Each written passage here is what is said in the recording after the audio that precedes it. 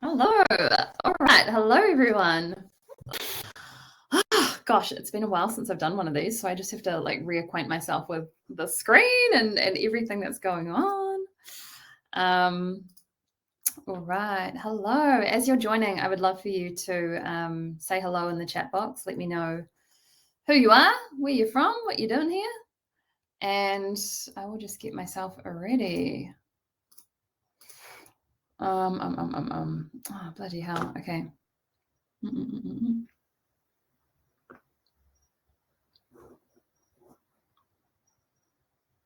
Hey, Bex. Hey, Lisa. Hey, Tan.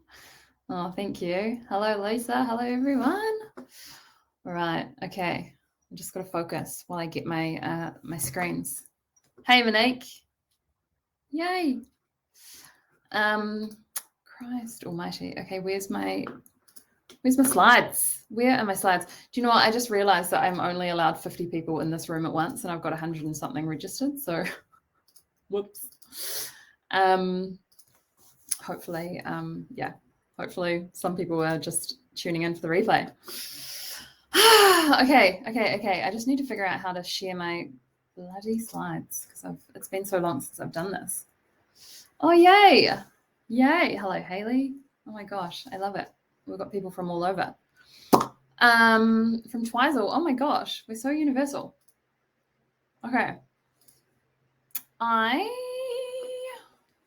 right, I'm going to start sharing my screen. But welcome, everyone. I'm so excited for this. It's just my favorite topic to teach. And judging by the responses I get in my programs, and just even from this masterclass offering, it's a topic that so many people are so ready to just grasp onto. And right now we're in the full moon in Libra, and it's all about creating harmonious relationships.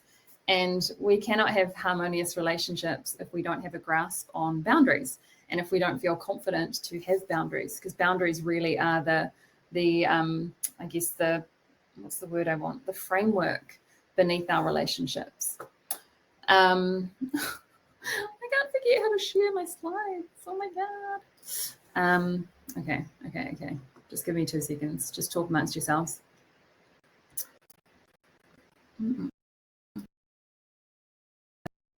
Some great slides today. But in the chat box, I would love to hear, what is the biggest thing that you struggle with when it comes to your boundaries? Or is it that you just don't have absolutely no clue? You're coming in here a complete virgin. Is it that there's guilt? Are you just afraid of the guilt that's associated with boundaries? What is it? I would love to hear.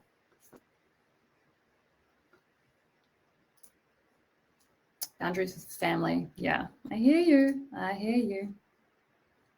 Yeah, that came up a little bit.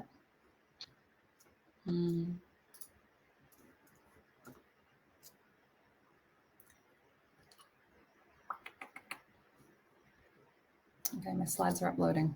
I don't know what's going on. Not wanting to upset people. Yes, that is a huge one. Yeah, but it doesn't matter that we upset ourselves in the process, right? Because that's essentially what we're saying is, I don't want to upset you, but I'm very happy to upset me in the process, right? And when we say it like that, it's like, well, no, I don't want that. And sometimes we need to say these things out loud to realize how silly they truly sound. Okay, I'm going to try this another way because I really want you to see my slides. Oh, no, I think they're ready. Yay. Okay. Find it so hard with my parents who just don't get it and guilt me. Yeah, I remember your email, Octavia. Yep. All right, let's kick off. So, can you see my slides? Can someone just tell me in the chat? Yeah, yay, thank you. So welcome to the, yes, I love you all. Welcome to the Big Girl Boundaries Masterclass. Yeah, I'm just so excited to teach this work. We've got an hour together. Hi, Salome. Oh my gosh, we've got people from Tonga, Fiji. We've got people from all over. This is so exciting. And I'm just in boring old Pakuranga. What was I saying? We've got an hour together, so there's so much content that I want to cover, and I want to make sure that we have adequate time for Q&A at the end. but the Q&A may go a little bit over the hour. So if you really have a question that you want answered, if you want help with specific scripts, like help, my boss does this and I need help, communicating this, then I'm very happy to go over time and help you with that at the end. And there's also going to be giveaways. So at the end, I'm going to be giving away Boundaries Power Audit Sessions, which is a 30-minute one-to-one call with me where we get really clear on some boundaries in your life and create a framework to support you in your relationships. So really excited to give those away, and some breathwork sessions as well. All right, so tonight's plan, I'm going to do a bit of an intro of me for those of you. Actually, tell me in the chat if you are completely new to me, we haven't connected before, either in a program or a course or on Instagram. I would love to know who's completely new here, new to my work. Perhaps a friend recommended this, perhaps it just, I don't know, came up on Instagram. We're going to talk about what boundaries are and why you should care. Yay. Why you suck at setting them and how to become masterful. And when I say you suck at setting them, this isn't about bringing shame to ourselves, right? That's the last thing that we want to do. We're already feeling guilt for potentially setting the boundary. And so we don't want to pile a whole heap of shame on top of that either. So the most important thing with this is just having so much compassion and so much kindness to ourselves for not doing our best in the past, for not honoring ourselves, for not advocating for ourselves in relationships. So that is one of my fundamentals beneath everything that I teach, is kindness and compassion to self first. Otherwise, what have we got left if we're not being in relationship with ourselves in a really kind way, the way that we want other people to treat us? So no beating yourselves up tonight. This is a kindness and compassion space. And I'm going to give you some scripts of how to actually communicate those boundaries with ease. I said I was going to give you 5. I think there's a lot more than 5. But yeah. And then we'll do giveaways and then the Q&A at the end. Awesome. All right, ladies. Okay. And perhaps there's gentlemen on here. I'm not sure. But you're all welcome. So if we're completely new to each other, I am Anna. I'm a women's life coach, a soon-to-be trauma-informed breathwork facilitator and founder of Selfish. So Selfish is my one program that I run. I've sort of put boundaries in place and let everything else go for the moment, so I can really focus on Selfish. So I can really go deep with Selfish rather than going wide and trying to do everything, which is what I always used to do. And I wound up depleted. So that's my thing. That's Selfish. And I'll talk a little bit about that at the end. We've got some Selfish students on this training as well, because they just can't get enough of boundaries. And prior to this life, I started this 5 years ago, my business as a coach 5 years ago, after suffering extreme burnout, anxiety, depression, you name it, in the corporate world, because the corporate world is an environment that doesn't really foster having boundaries, right? You don't finish your workday when you feel depleted. You continue going until the deadline is complete, right? And it takes us so far away from our intuition, because often in the corporate world, we're following these systems and processes and procedures that make absolutely no sense. But because some white middle-aged guy made up that process 30 years ago, it needs to continue. And so, yeah, it didn't work for me. And so that's why I started my business doing what I do now. But I worked in the corporate world for about 8 years in different sectors. And I'm wildly passionate about supporting women to come home to themselves, to feel more empowered, connected, and self-honoring. So boundaries is just one of the tools that we can access in order to develop a deeper connection to ourselves. Because boundaries really starts with the boundaries that we set with and for ourselves. So that's who I am. If there's any questions about me, feel free to pop them in the chat. I'm an open book. But my intention for tonight, and I'd love for you to start thinking about your intention as well. Like, what would success look like in 51 minutes from now, coming off this masterclass? What would success look like for you? Is it a feeling? And please share with me in the chat. Is it a feeling? I want to feel really excited, or I want to feel clear, or I want to feel like I have permission to go out and start setting boundaries. What is your intention for yourself? Because often the thing that sort of trips us up or keeps us in a pattern of feeling stuck or insecure or lacking confidence is that we haven't given ourselves space to set an intention, right? And so what is your intention for this friendship, for this romantic relationship, for your career, for your health, your health goals at the moment? What's your intention behind it? I'd love to feel confident, inspired, and uplifted to put myself first. Yeah, girl. Feeling confident. Hi, Mira. Yes. So my intention for tonight is for you to walk away feeling like a guest at the Oprah show where everyone gets a fucking boundary. All right. You don't leave tonight without feeling like you have at least one boundary. Permission to say no. Yes, I love that. So what's the deal? Like, what even are boundaries? Where do we start with this whole conversation? A boundary is, and there's so many different definitions, but I just want to give you the ones that really resonate for me. A boundary is an operating manual for how to be in relationship with you. So remember that humans are the most complex, most complex people on earth, right? And we don't come with an operating manual. Every single person has different needs and different experiences and different ways that they see the world and different desires and different values. And we are just all, like our fingerprints, we are all just so different. We don't come with an instruction manual. And we are always changing and evolving and growing, and our needs are shifting as well. And so your boundaries are really that framework that says, this is how I want you to be in relationship with me. And this is how I want to be in relationship with you. It may change, but my boundaries will change with that. So it's an operating manual. It's an instruction manual or a guide. And it's also the emotional and physical space you need in order to be the real you without the pressure from others to be something that you are not. So boundaries really allow you to be authentic, to be the most authentic you.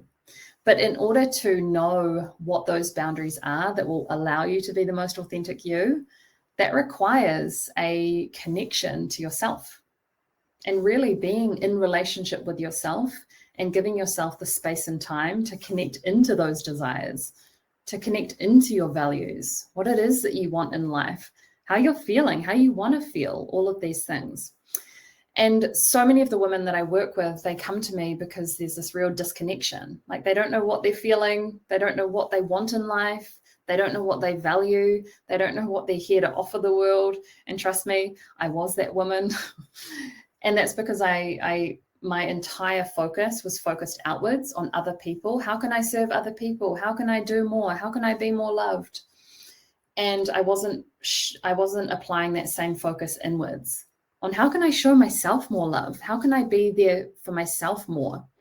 How can I create more self-honoring practices and rituals that really prioritize me? And so lack of boundaries will often be a lack of connection to self. You don't really know yourself. And so it's very hard to set boundaries if you don't know what you're standing for, if you don't know what you're trying to protect and preserve and advocate for. So it really needs to start there. And it's an energetic line, like kind of like an aura, an energetic boundary between you and not you. So everything that's within here is me and is my energy.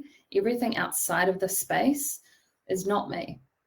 And so this is what I'm in control of, and everything else outside of there, I get to set the boundary between me and that so that I can show up and be in relationship with that in a healthy way, honoring my own needs and the other person. So an example of how this might sound is I would be being inauthentic if I said yes to coming over and helping you move house this weekend because I'm feeling really depleted and like I need to be at home resting. I trust you'll understand. Now, hands up who would feel super awkward saying that. Yeah. And so the thing with boundaries is that it's really important. I love that you guys found the hand emoji. It's really important to make it sound authentic to you.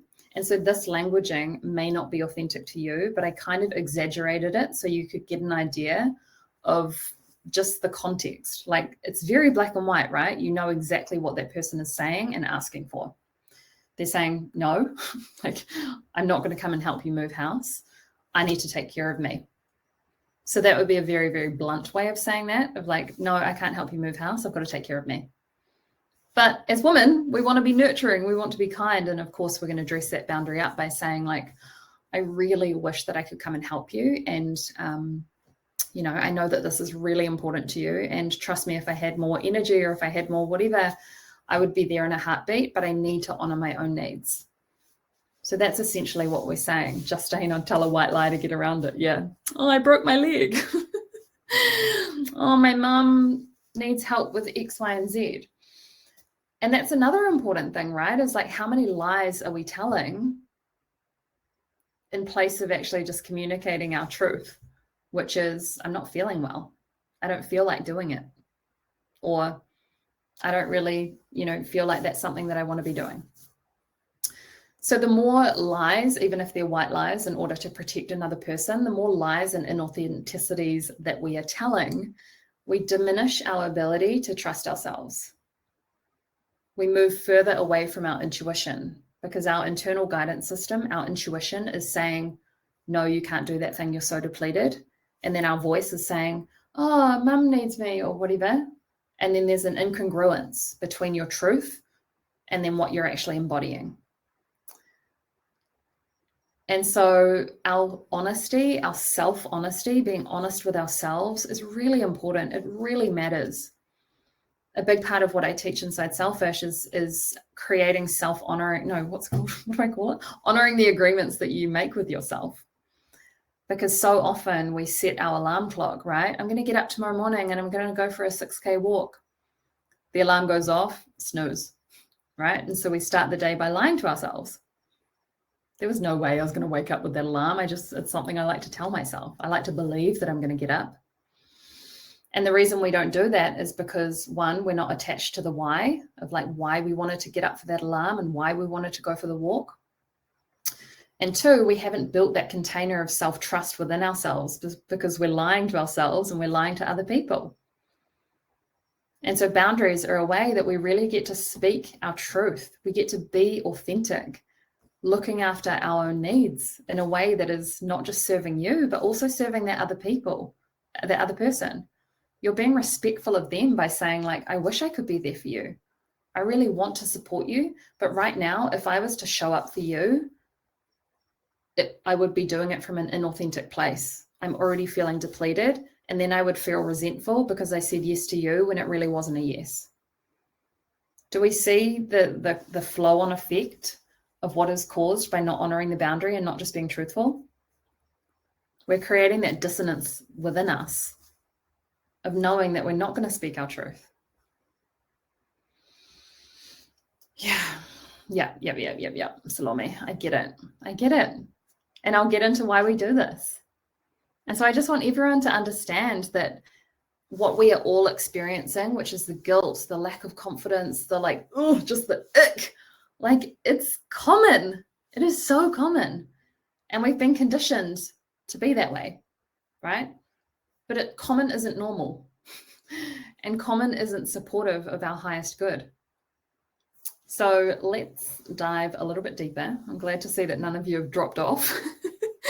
Being like, fuck this. This is too hard.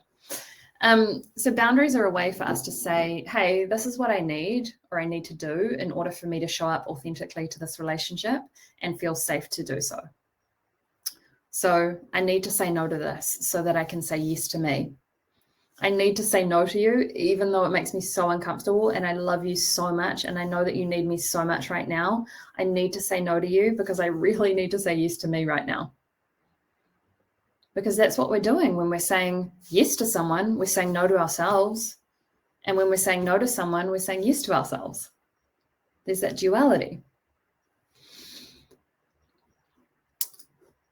Side note, when I think I talked about safety here. Yeah. So again, in Selfish, I talk a lot about safety. And the women ask me, like, what do you mean? Like, what do you mean by safety in the relationship? Because we've been conditioned to believe that safety is one thing, right? It's like we're not in danger.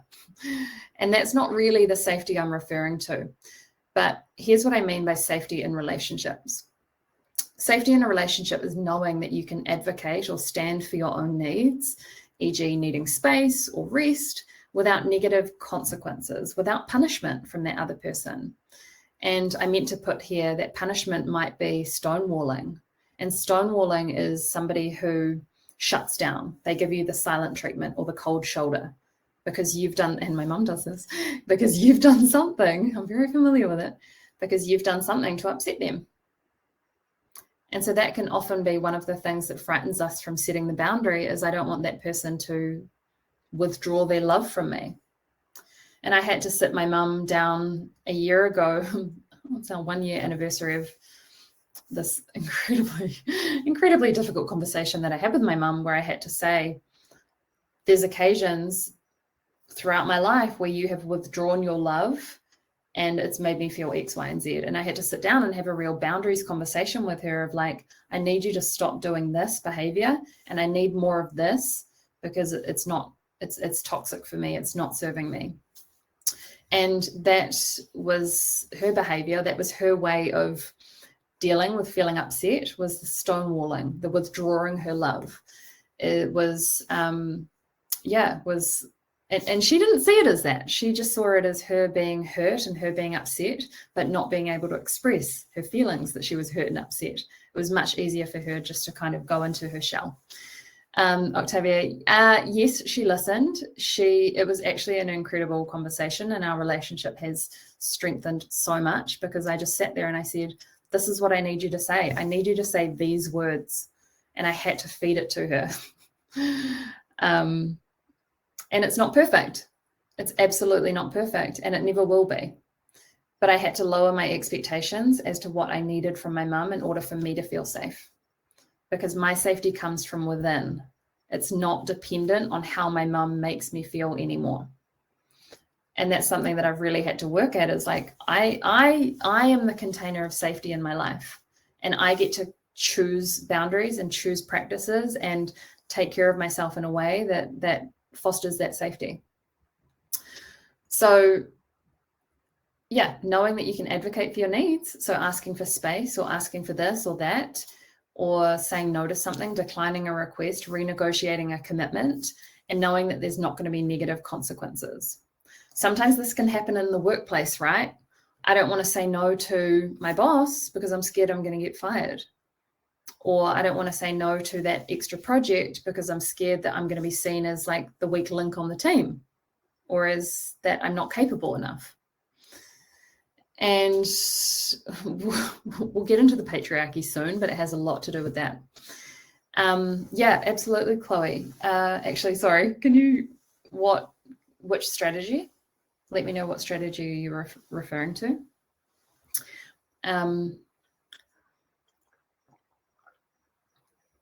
Yeah, some of those negative consequences can be someone saying, oh, you're being selfish, or but you said you were coming, you're now backing out of your agreement, or I thought you cared about me.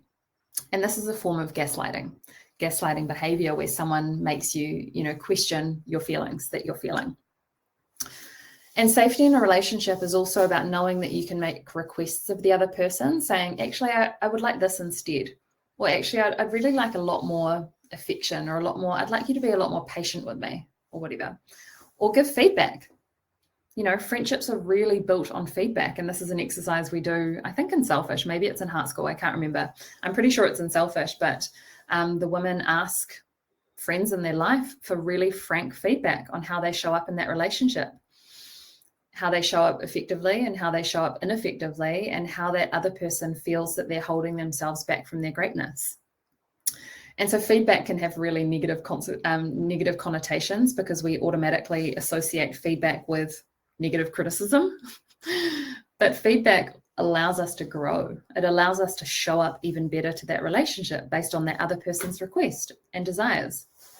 So that is what I mean by creating safety in a relationship. And it's a really, really, really important fundamental part of any relationship. When we don't feel safe in a relationship to be ourselves, to, ask for what our needs are, the relationship doesn't really have a solid foundation of mutual respect, right? Ask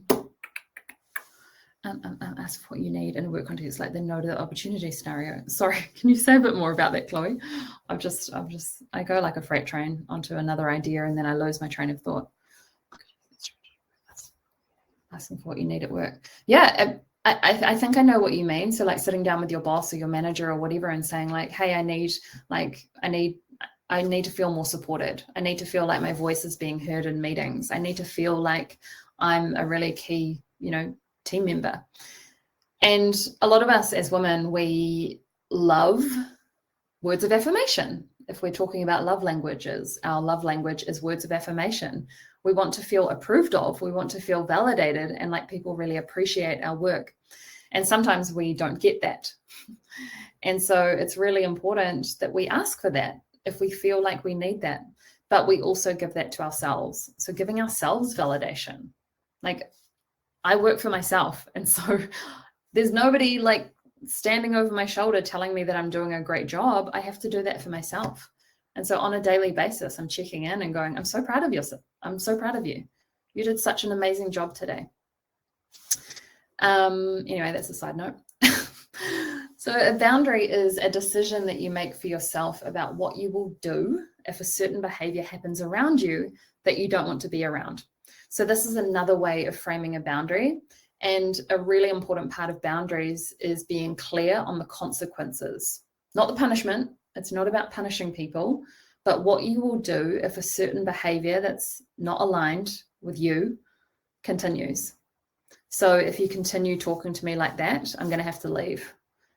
If you continue, not respecting my boundaries in the workplace of contacting me on the weekend, we're going to really need to sit down and have a conversation about my future at this organization. So that quote is from Cara from the Unfuck Your Brain podcast, which is really, really good. But yeah, really important that we're clear on what the consequences are of what will happen, because otherwise we don't have that solid foundation beneath our boundary, and it makes it very easy to back out of it if we don't know what the consequence is. So if we communicate a boundary, for example, and the other person says, oh God, you're making such a big deal, or oh God, why does that matter, or whatever, they reject our boundary. If we're not clear on what we would do if that person rejected our boundary or didn't agree to it, it's very easy to back out of it and go, yeah, okay, yeah, he's probably right. Yeah, I probably was asking for too much.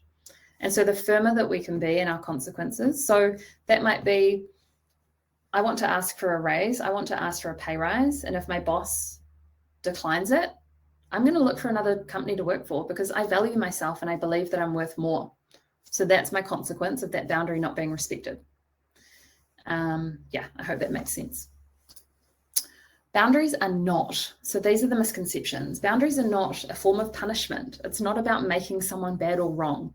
And I think that that's one of the really big misconceptions, that people think you're being really mean or harsh or rude or arrogant. They're not mean or harsh. I mean, they probably can be if you're communicating them in a way that's not grounded and authentic, and perhaps you just haven't, found the right words in order to speak that boundary properly. But the more practiced that we can become in our boundaries and the more grounded we are in ourselves when we communicate them, they come across in a grounded way. If we're up here in our heads and our nervous system is dysregulated, then perhaps they'll come across in an aggressive way.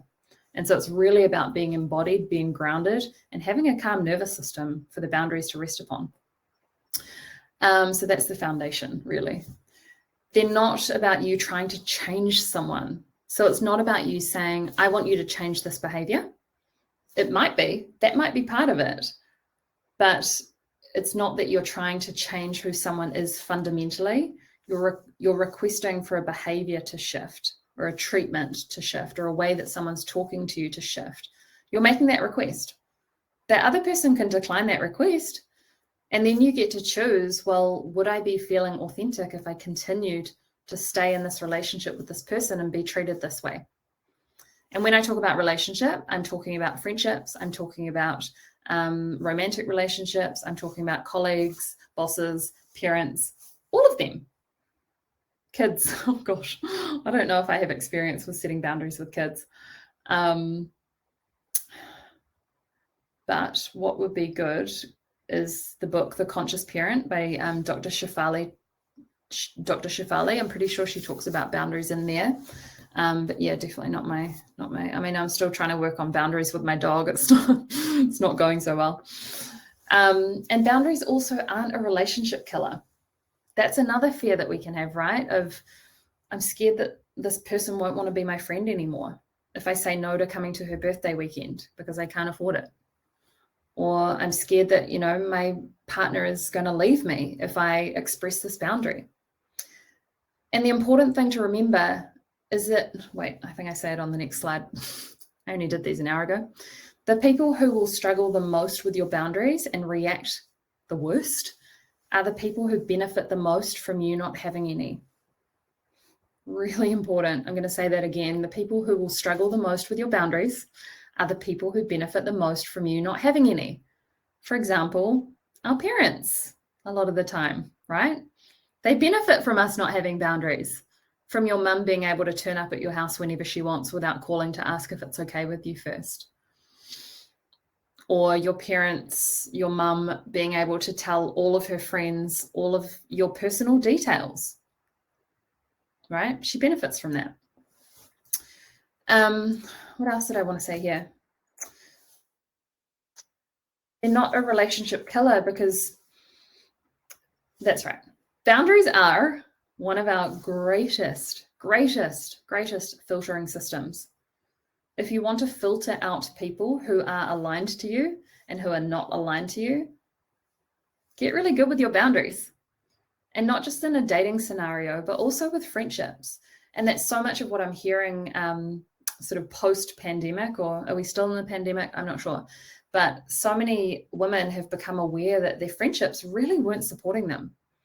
And these friendships had expired a long time ago, but they were still just kind of clinging on because they felt bad. They didn't want to create conflict or friction or, you know, upset this other person. But your boundaries are really a way of filtering out those people that aren't aligned to your highest good so that you can create space for people who are. Yeah, that's what I wanted to say there. So why do you suck at boundaries and how can you not? There's this little thing called the patriarchy, and you may have heard of it. Actually, this book, if anyone's read this book, it's really phenomenal. Burnout. I feel like every woman needs to read this. And it talks a bit about the role of the patriarchy in here. But essentially, from a very young age, little girls are praised on who they be and how nice they are, whereas boys are lauded on their strength and their physical achievements. So when I talk about the good girl, you know, we wear the good girl mask of, I've just got to be the good girl, the nice, amenable girl. I don't want to ruffle any feathers. I don't want to rock the boat, because that is where we get our love and our validation from. And that was instilled into us from a very young age, right? Let me know if you can resonate with that. Whereas boys, it's all about, you know, they're strong and they're funny and they're, messy and they're whatever. And it's about their physical achievements and what they're doing. Versus for girls, it's all about how nice we are, how sweet we are, how pretty we are, how much we're doing for other people. You go into a corporate office, no one's expecting the guys to go and make the cups of tea. It's the women that do that, right? And a lot of this stuff is just conditioning that we're not even aware of because we're so indoctrinated in it. It's called burnout. We're so indoctrinated in it, we can't see the label on the jar when we're inside the jar. We've grown up in this environment as women. Even down to like the toys that boys and girls are expected to play with. What has this got to do with boundaries? I'm not sure. I'll try and get back on track. The expectations placed upon each gender are vastly different. And that's why men will happily go into a new job and, you know, they'll only meet 6 of the 10 criteria of that job description and apply for the job. Whereas a woman, if she doesn't meet 100% of those, of that job description criteria, she won't even apply. Because there's different expectations placed upon us. Those little girls, which you've still got that little girl inside of you who is conditioned to be nice, to be amenable, to be cute, to be whatever, to be quiet. Those little girls grow into women who believe that they need to sacrifice their own needs for other people. And so that's why it is ingrained in us, and different cultures will have that even more intensified than other cultures. And we as women are conditioned to give and give and give until the point of depletion. Yeah. The standards placed it, and this is what this book talks to, is like, I didn't actually end up writing it in the slides, but think about some of the roles that women predominantly occupy, right? Nurses, teachers, it was flight attendants, these really giving roles. And burnout is actually compassion fatigue. And compassion fatigue is just giving too much kindness, support of your energy to other people.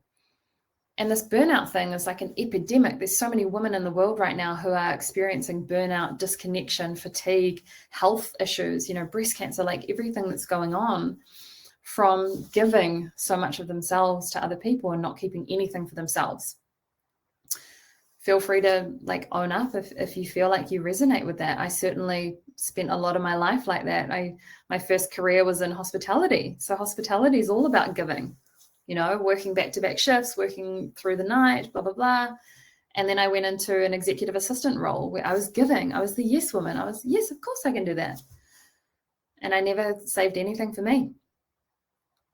And that is drilled into us from a very young age.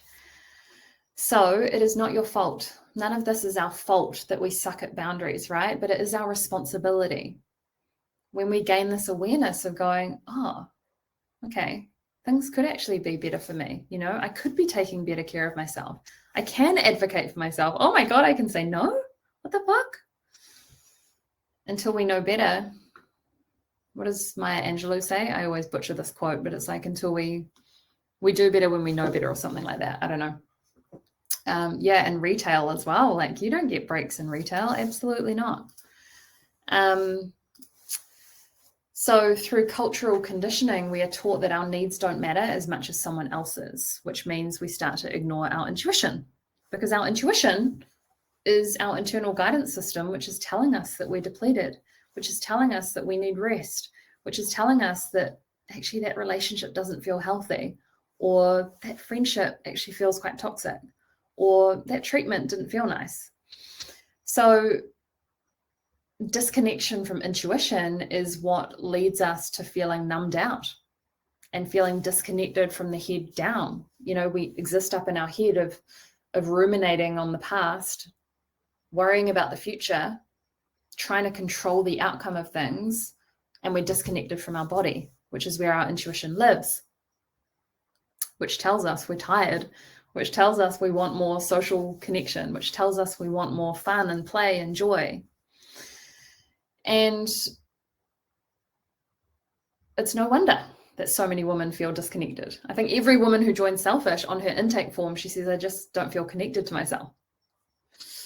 But the very fact that you can identify that there's a disconnection, that's really important. That means that your self-awareness is working. And the world, the patriarchy, this power at play, profits from us being disconnected.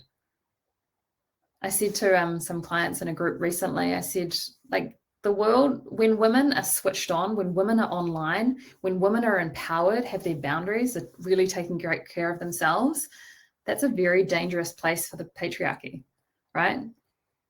They start to lose their power. Women no longer need men.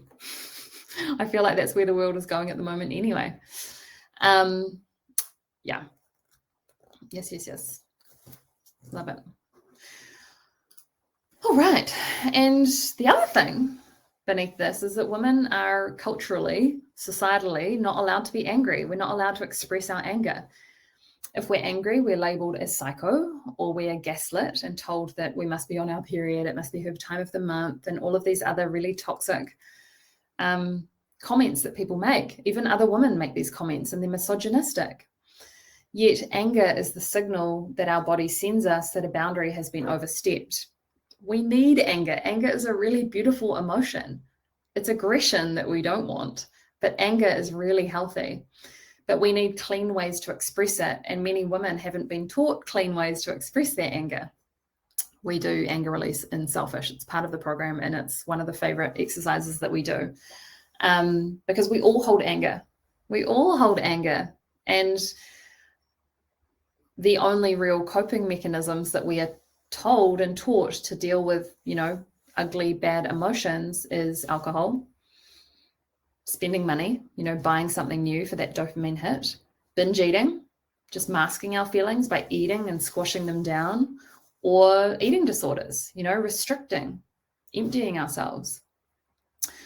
But anger really points us towards a quest for justice. It means that we give a shit about something. Imagine if Erin Brockovich hadn't got angry about, the state of whatever she was taking care of. So that's part of it as well. And this anger piece, like being able to connect into your anger, is really important for identifying where in your life you're lacking boundaries. Because if you can pinpoint resentment, you can reverse engineer that and figure out that a boundary could really support you in that area. So have a look at the relationships in your life. Do a scan of like, where is there this kind of resentment?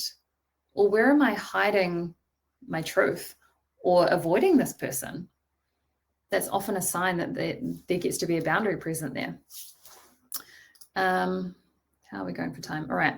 I love this quote. It's from another book that I'm reading, which is phenomenal. Highly recommend it to everyone. It's called Unbound, A Woman's Guide to Power.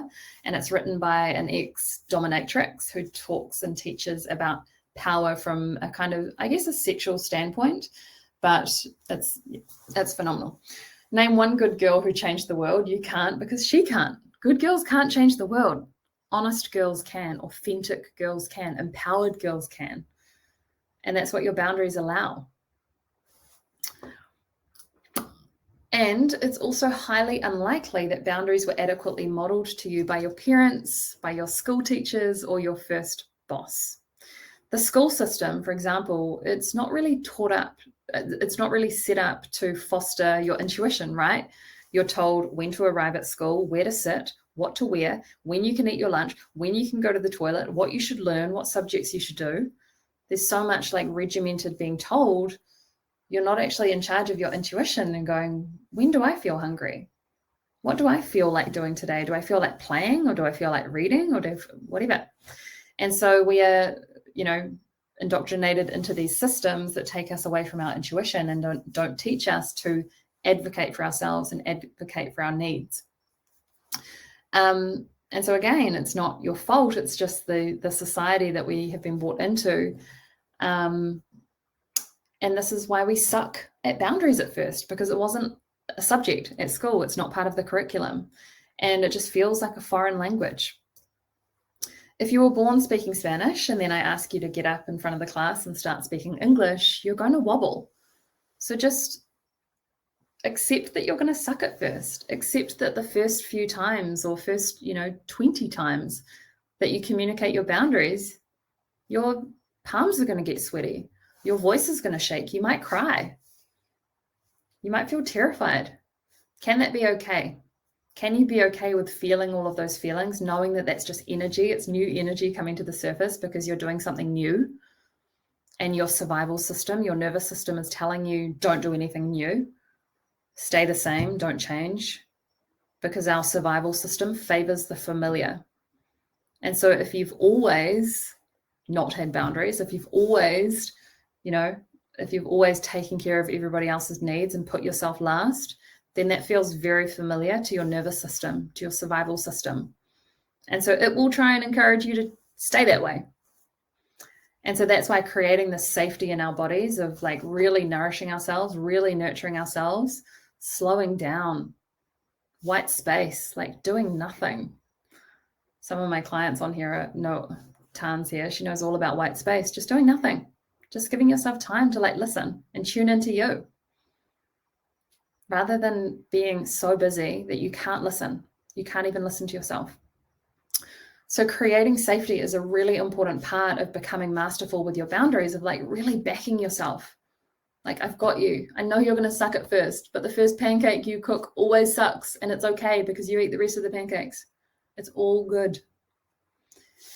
We can have such a fragility around discomfort and about doing things wrong and not getting it right that stops us from even trying. Would you recommend like a reward system when starting to vocalize your boundaries? Yeah, whatever reward system works for you. I am a big advocate for celebrating your smallest successes. And I remember in Selfish, I would get DMs from you ladies of like, oh my God, I like told my mom that she couldn't come over today. And oh my God, I did this. And like the excitement and the joy and the like sheer relief that you experience when you've done this thing that felt so monstrous and so terrifying and you survived and you're actually really good at it, like it's so rewarding. And so, yes, we can set up a reward system if that feels good, but I would recommend just celebrating yourself. Like taking a moment at the end of the day and like looking in the mirror and being like, yeah, girl, I'm so proud of you. I'm so proud of you. We do not say that enough to ourselves. We do not. Yet we're so thirsty for other people to say that to us. Or like, someone just validate me, tell me that you're proud of me. But we could just be doing it for ourselves, like every day, multiple times a day. Yeah. So how do we become masterful? Be kind to yourself. It's my number one principle, is stop being a dick to yourself. You teach people how to treat you. And so if you are treating yourself with so much kindness, guess what you're going to attract into your life? Guess what kind of people will vibrate on that same frequency with you? You'll become a magnet for people who are kind to themselves and kind to you. Because people who are not kind to themselves, people who are self-violent, are going to be trying to fill the void that is within them with all sorts of unhealthy coping mechanisms.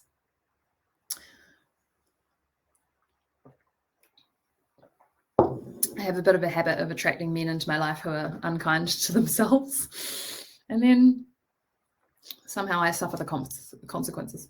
But we're working on that.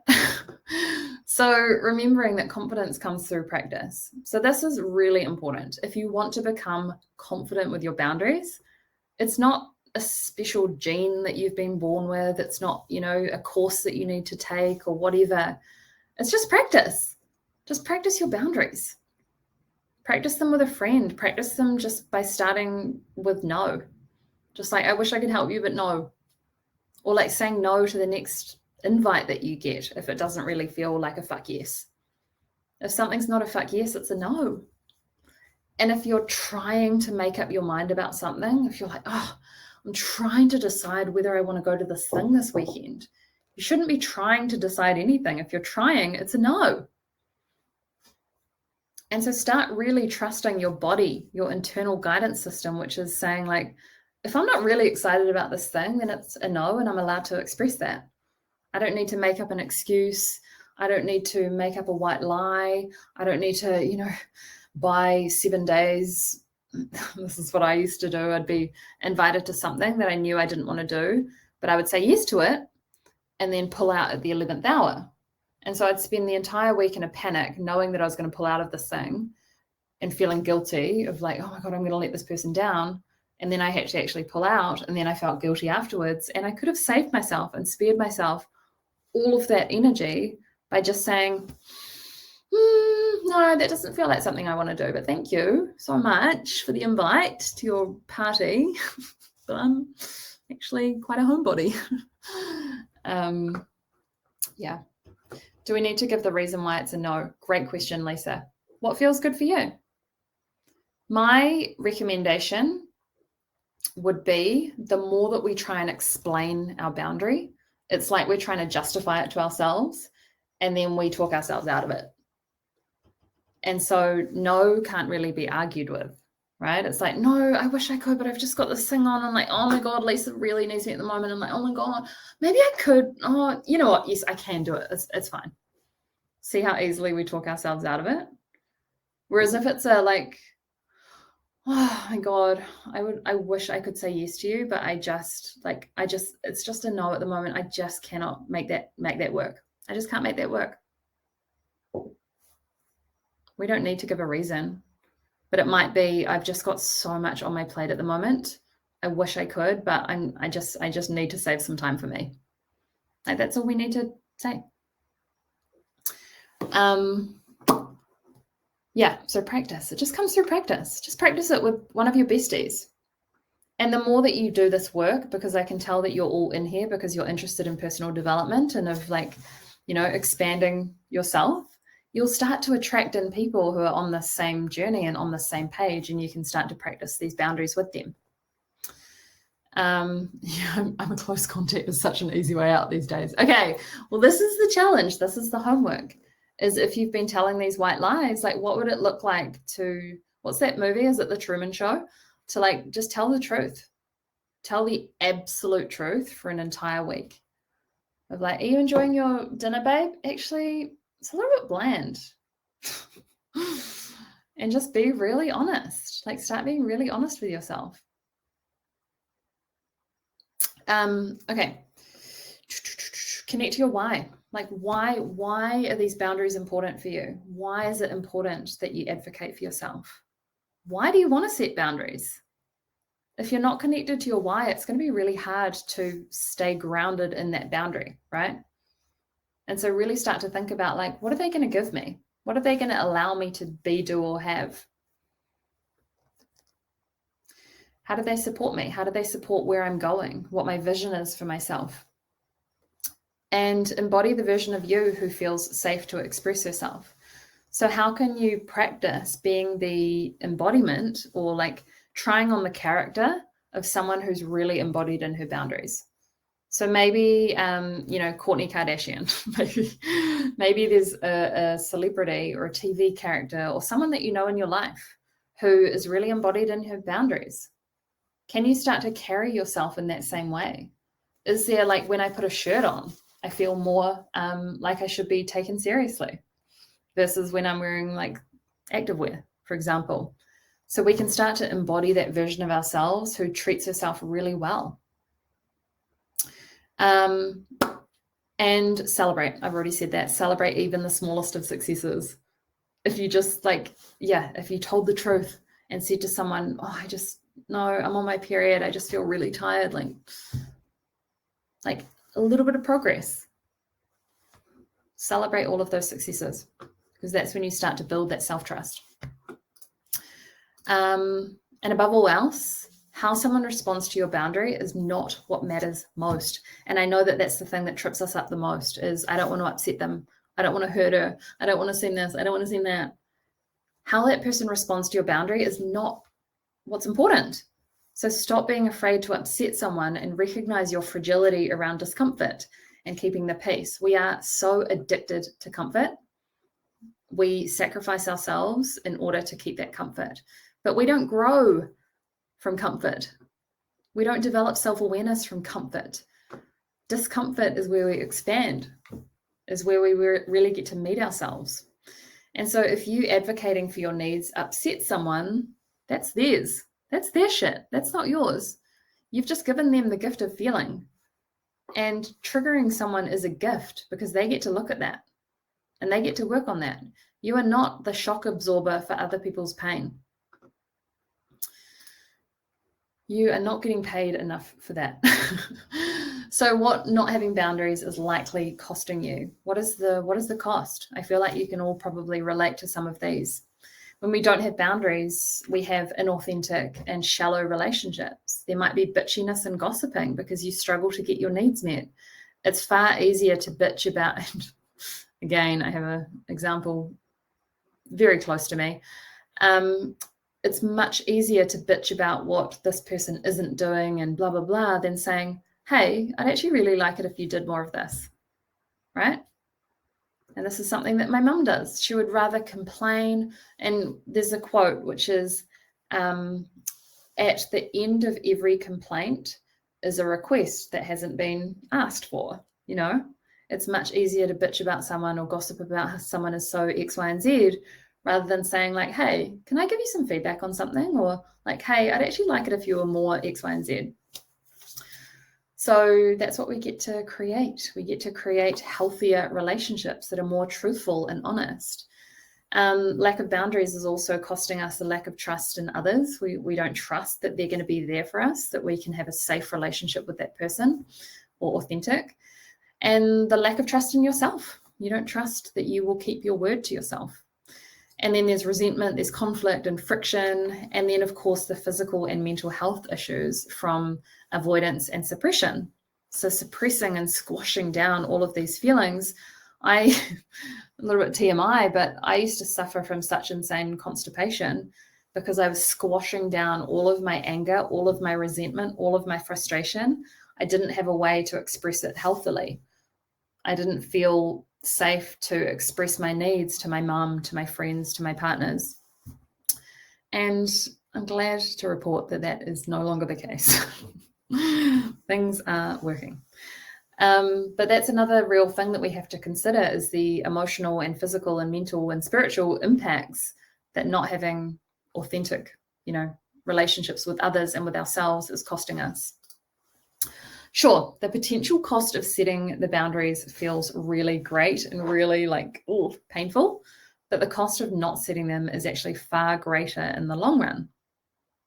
Your relationship with yourself matters first. So I really want to drive this point home is that you matter. You deserve to have boundaries. You deserve to support yourself. You deserve to be kind and compassionate and self-honoring and self-respecting and really taking care of number one. Even if it means potentially putting someone else out. Saying no to the extra shift at work is going to mean that your colleague has to work it instead. You can feel empathy towards that person and empathy towards their discomfort without needing to sacrifice yourself in the process. You can hold both of those emotions simultaneously. I feel really, upset for this other person who's going to be put out, and I feel really good and proud of myself for taking care of me. All right, we're nearly there, guys. So here are the scripts. I'm just going to whiz through these. You can just kind of read them on the screen. You will get the replay of this as well if you want to come back and go through them and jot them down or take screenshots or whatever. But energetic boundaries. So these are protecting your energy.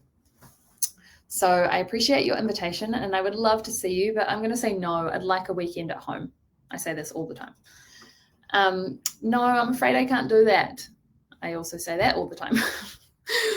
I can tell you're really upset, but right now I don't have the capacity to hold space for you. Can you ask someone else instead? Like, this one's really hard and I've only communicated this boundary once. Another energetic boundary. I'm really tired tonight. Can we just cuddle instead? Personal boundary. So these are protecting your personal information, things about yourself. It's not a topic I'm willing to discuss further. How you can support me instead is X, Y, and Z. I'm going to remove myself from this conversation if this behavior continues. Remember what I said about the consequence. If this behavior continues, I am going to remove myself. That's the consequence if this boundary isn't respected. I'm not willing to talk about my body with you. This is for the mums who want to tell you when you've put on weight. I love having you over to visit, but I'd like you to call me first and check if it's convenient first. Again, this is for the mums who like to drop in unannounced when you have your lover over, potentially. Not my mum, because she never comes to visit. But anyway, number 3, our technology boundaries, which are really important, really, really important in this, increasingly connected world where we are constantly on social media and numbing out with Netflix and, responding to people's texts within 30 seconds of them coming in because we don't want to feel bad and let someone down. So some tech boundaries might sound like, I'll text you back when I have the space to do so. I had a friend call me today on my phone and I didn't answer because I wasn't I was busy. I wasn't in a space to be able to take her call. I haven't texted her to tell her that I'm going to call her back or I'm sorry I missed your call or is anything okay. My boundary is just I'm going to wait until I feel like I have capacity to respond to this person. That's just my boundary. Most of my friends will text me and say, can I call you at this time today? Because they just know that I'm not always open. I'm not always open. I've got shit going on. I don't respond to emails on the weekends or take my laptop home. So this is a boundary that we might have with our boss in our workplace. My phone goes on flight mode at 8 p.m. You can't get in touch with me. Or another boundary might just be crickets, which is you not responding to someone's text or not responding to their email or their whatever until you feel called to do so. You do not owe anyone a response, particularly in their time frame. And then relationship and sexual boundaries. I prefer to keep chatting for a bit before agreeing to meet up. I use this one all the time. I don't feel comfortable coming to your house on the first date. I'm not ready for that level of intimacy yet. If you continue to speak to me like that, I will leave the room, or I will, really need to consider whether this relationship is supporting me. So, 5, boundaries with yourself. I will no longer tolerate abuse of any kind. I will no longer tolerate self-abuse and criticism. When I say no, I mean it.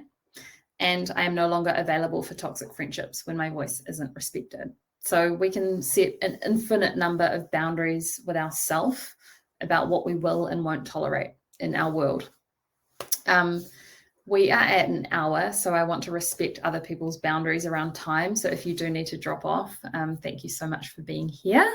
I've only got a few minutes longer, so if anyone does want to stay, and particularly for the giveaways and for the Q&A, we are going to whiz right to that. But that was the end of the scripts. If there's any other specific ones that you want support with, feel free to start typing them in the chat box now, and I'll get to them when we get to the Q&A in just a moment. But I hope those were helpful.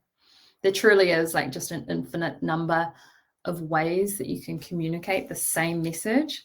But what I encourage you to do is really just like tune in, just like close your eyes and like, what would feel authentic for me to say here? What am I trying to get across? How can I do it in a way where I'm not trying to over-explain, where I'm not trying to apologize for setting the boundary? Like, please don't apologize for having boundaries. You dilute them when you do that. Instead of saying sorry, say thank you.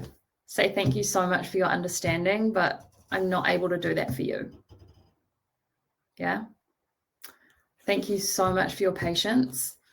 I need a bit more time before I can come back to you. Thank you for, just being such a good support to me. I really can't hold space for you right now, but X, Y, Z, you get the gist.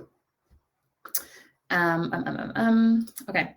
So for some of you who are on here, you might be ready to continue on this journey. Perhaps this has opened up some potential around your next, just your next area of focus. And perhaps there's an area that you want to apply some more intention to.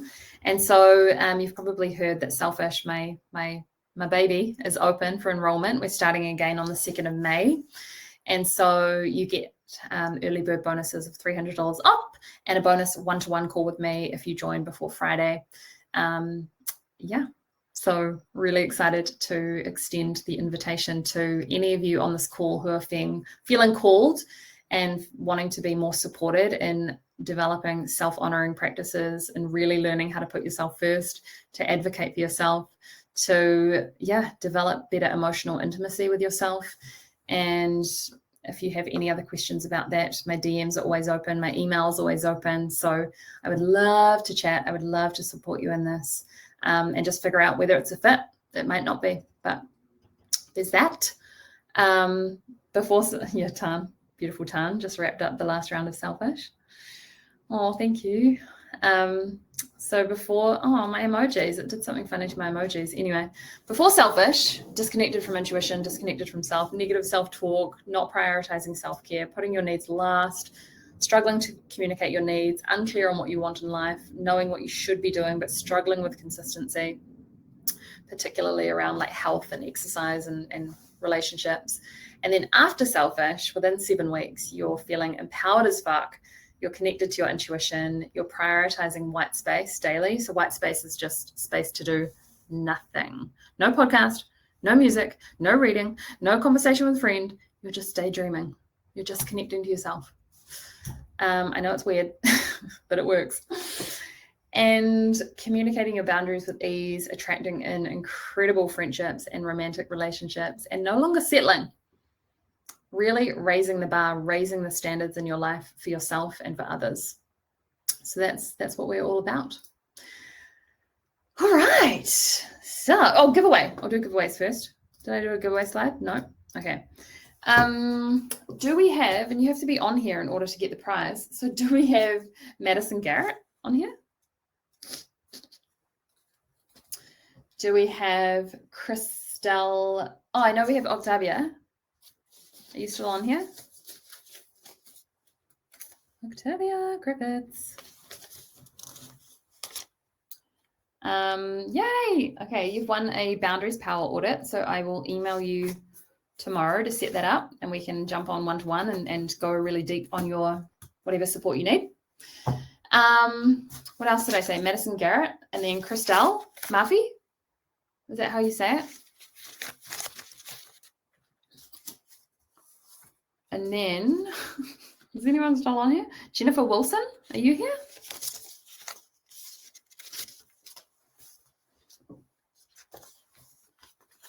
Okay, maybe I'll do another random draw tomorrow and I'll email it. Yay. Yay. All right, questions. So I've got a couple here.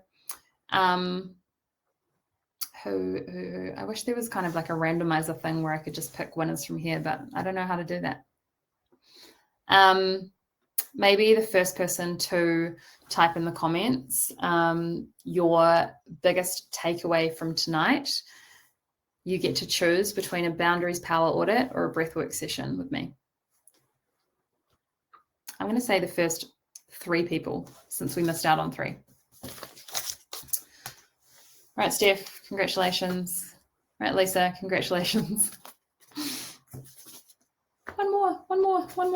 Yay, hurry up. Oh, Mira, I'll get you in as well. Can you guys email me, please? Can you email me and just say, I'm a winner, and tell me whether you want the one-to-one boundaries audit or whether you want the breathwork session, and we'll set that up. Yay. All right, a couple of questions. Oh, wait, I'll come to the one in the chat box first. Okay, so boundaries with people that you live with, asking people to do their dishes, etc. Whew, that is such a hard one. It sounds like there's an invitation for like a flat chat, like having some kind of, hey guys, can we, and this part is really important. Whenever you're wanting to try and like change a behavior, requesting space for when that person is available to talk. The worst thing we can do, and this really works well for husbands, the worst thing we can do is just like burst into their room and say like, hey, you haven't done the dishes, or like X, Y, and Z. It's, hey, there's something I'd love to chat about. When would be a good time for you later on today? That creates safety in the relationship of I'm respecting your time. I'm asking when we can have a conversation. And then I would just say, hey, actually, do you know what would be really useful is the nonviolent communications template, which is what I teach inside Boss of Your Boundaries, which you guys can get for free. It's my boundaries course. I'll send it to you tomorrow. Is the nonviolent communication template, which is here's what I've noticed, here's how it makes me feel, here's what I need, and here's what I'm requesting. So this is a really good one for flatmates, the workplace, friendships, anything, because it's non-aggressive. It's really so what that would look like is, hey, I've noticed lately that there's been a lot of dishes left on the sink, and I'm not sure who they belong to, but it's making me feel like perhaps we need to, sit down and work out some kind of roster and blah, blah, blah, blah. What I'm requesting is that we like schedule in a time later this week to do that. How does that sound? So you're not saying you do this and you always do this and you're this. You're saying, hey, what I've noticed and what I need and what I'm feeling is we should do this. And like, how does that sound? So that's what I would recommend for that. That's the nonviolent communication template from Marshall Rosenberg. Do you have any advice when it's a couple of things you want to set boundaries with someone, but you don't want to seem like you are acting or bitching or taking away? What? You don't want to seem like you are acting or bitching or taking away. My email address is anna@annasquelch.com. Or just DM me on Instagram, Anna Squelch. I'll come back to that one, Ellie, but maybe just try and say a little bit more about that. So how do I stop feeling guilty? Okay, this is one of the questions that came in. I feel like I wrote the answer to this somewhere. Maybe I didn't. So guilt is a emotion. It's a valid emotion, but it's one that really doesn't serve us in the long term. Guilt is saying that we have done something wrong. Shame says I am wrong. but guilt says I have done something wrong. And so it's about noticing that we have that conditioning that says that we have to look after other people, even if it doesn't feel right. Just having that awareness that we have that conditioning of like, okay, I've been trained to feel guilty for doing this. How can I unlearn this? How can I practice not feeling guilty? How can I practice feeling empowered? So the more that we can practice the behavior that practice the feeling that we actually want to feel, it will start to override the feeling that we don't want to feel. We don't want to feel guilty. And so really reminding ourselves, creating that safety of like, I get to do this. I'm safe. I'm safe to express my needs. I'm safe to blah, blah, blah. How that other person responds is not about me, and that's theirs. And I'm not willing to take that on. That's theirs to deal with. This is my side of the street. That's theirs. In any relationship, friendship, whatever, you are only 100% responsible for your 50% of that relationship. You're not responsible for their 50% and how they feel. So only look after you. And so that guilt, just be okay with the guilt. Soothe yourself and just say, okay, I'm feeling guilty. I'm noticing some some ick coming up. I'm really scared to do this. I'm really scared of how they're going to react. And it's okay. I can be with this. I can be with this feeling of guilt. And I know that the more that I practice, the more that I remind myself that I'm safe to do this, that guilt will start to dissipate. So don't let the guilt be the stop sign. Just know that it's just a feeling. It's just energy, and just allow it to move through you. Great question. And then the next one that came in was, how do I set boundaries with people who don't get it, like my parents? Gosh, I feel like someone needs to write a book on this. Yeah. Did I write somewhere high intention, low attachment? I think I did, but really being unattached to the outcome is really important, because the more that we have expectations on how we need that person to respond, I need them to respond favorably in order for me to feel safe, we're setting ourselves up for a cycle of disappointment, because we can't control the outcome. We can't control how our parents respond to the boundary. All we can do is know that that boundary is for us. It's not against them, but it's for us. And that's really all that matters. We may piss them off, but we may also teach them, after they've finished being pissed off, we may teach them how to be in relationship with us better. And so holding the vision of the best possible outcome. Often we hold the vision of like the worst case scenario, and that's like what like trips us up and has us in this energy of like, oh, am I allowed to do this? Like, hold the vision, like really hold yourself and like, this is going to go better than I could have imagined. Because when you communicate your boundaries, holding that energy of like, I get to do this. This is serving us both. It's a very different context than if you're kind of like, I'm not allowed to do this. Even body language with boundaries is so important, like shoulders back, chest open. You're going to feel a lot more confident communicating your boundaries when you are ovulating versus when you are premenstrual. So that's another thing to take into consideration as well. Like, how can you really set yourself up for success and support yourself in this? Maybe don't do it when you're feeling more like insular and fragile. So your parents don't need to get it. If there's a boundary that you want to set with your parents, it's because you've identified that it's going to support you, and that's what matters. So that's all I can offer there. Yeah, you may feel guilt afterwards, but let that discomfort be okay. So Ellie, there's someone in your life, this will be the final question, I think, and then I'll send you all off.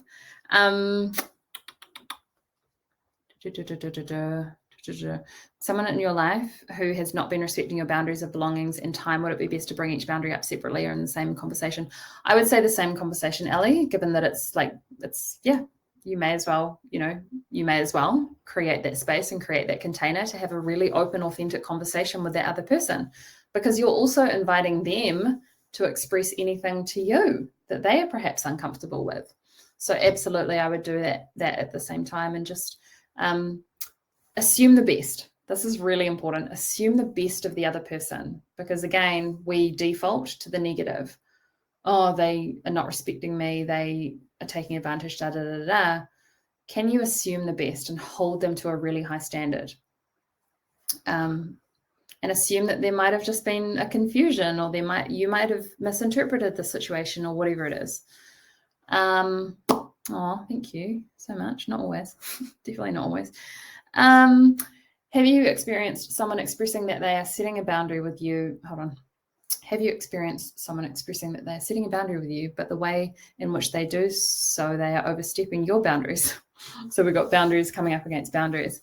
How do you receive someone setting boundaries in a way that is disrespectful to yours? Yeah. And I think that's a really important thing to note, is that sometimes your boundaries coming towards each other are not going to be a match.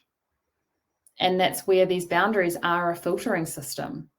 And we either get to adapt and try and kind of meet in the middle and get both people's needs met, or we decide, okay, this isn't a fit. Like, this isn't going to work. Can we renegotiate to make it easier for both parties? Or is this where we need to just kind of like walk away and realize, like, oh, this is telling us that this isn't a fit. This isn't going to work. I hope that that's helpful.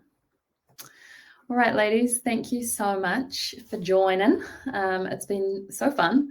If you've got any questions about this, or anything kind of came up and you're like, shit, I wish I asked that, feel free to send me an email. I will send you out the recording tomorrow.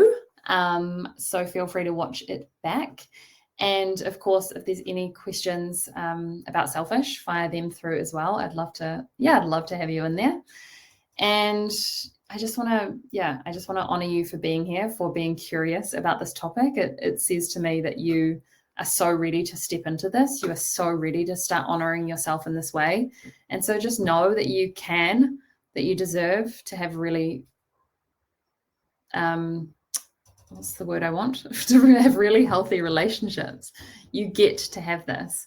And at first, when you start setting your boundaries, it might feel like people are falling away and like you're losing people. But sometimes we need to shed in order to create space to welcome in the new, welcome in the things that are aligned. So just trust yourself and be kind to yourself. And I'm always here if you've got any questions. So sending lots of love. Thank you so much. And I'll see you very soon. Bye.